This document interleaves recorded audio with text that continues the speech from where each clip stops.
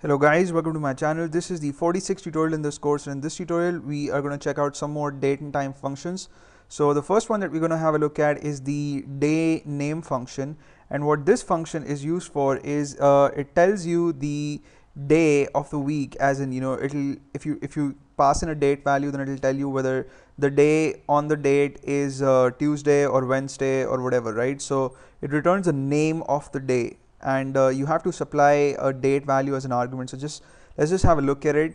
I type in select and then the name of the function, which is day name, and then within parentheses I'll pass in a date value. So just pass in something like 2007 and July 14th. Okay, I put in a semicolon to terminate, and when I execute, I see that on this date the day was Saturday, right? So this is a very useful function, and if you're going to make websites that are going to display date values, then this function will come in really very handy.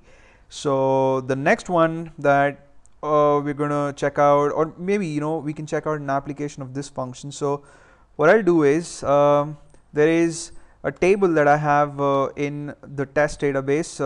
I guess it's the tutorial table, in which I have a column that has date values. It's the upload underscore date column, and we've seen the tutorial table earlier in this course, so I'm not going to show you the structure of it. So I'll just type in the name of the field here, and instead of putting a semicolon, I'll type in from, and then the name of the table, which is tutorial, right? And when I execute the function, I see that I get in the result set all these values. So I'll just make this more readable by also fetching the upload underscore date field, right? So this will make more sense, I suppose. So yeah, you can see that the day on 8th August 2013 was Thursday, and since this value is being repeated a few times, we're seeing the same day. And then the day on 4th April 2013, well, that day was also Thursday. So the point that I'm trying to make here is, if you've got your date values in a field in a table, and if you want to use any of the date functions, then you just type in your function, and at the place where you put in your date values within single quotes, instead of doing that, you just type in the name of the field that holds the date values, right? And of course at the end you'll have to put the name of the table and the from keyword. That just goes without saying.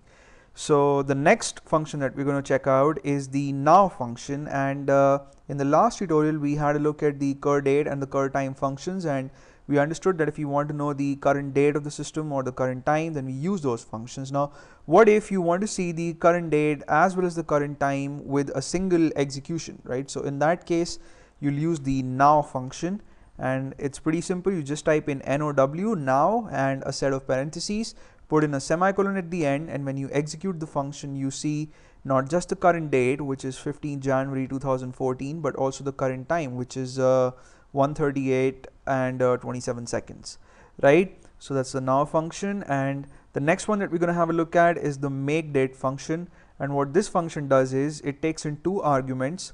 The first one is an year value, and the second one is the day of year value. So if suppose you want to make a date out of, let's say, the 231st day of 2003, right? So you'll type in select for that, and the name of the function, which as I said is make date, and you type in 2003, and then you put a comma and type in 231. So this will return the date on the 231st day of 2003, and there you go. We see that the date on the 231st day of 2003 was 19th August 2003, right? So you guys would be wondering that what good is this function for, but then there might be situations in which you would want to just use it, like if you've got a website, and as I said, if you're dealing with date and time values in your website, then all these functions might find some kind of use, some kind of application on your application, right?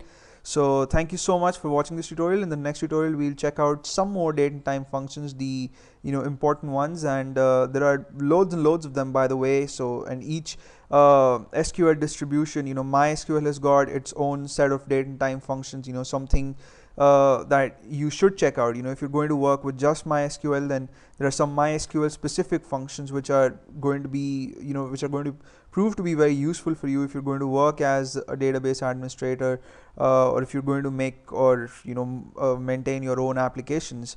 So, and Oracle has got a huge list of functions too, and Microsoft SQL Server has got a wonderful list too. So you can check out the documentation on these functions on the respective websites of these wonderful database systems. But I'm just going to discuss the more important ones in this course. So I'll see you in the next tutorial, and you may subscribe to my channel, and thank you for watching this one, and take care.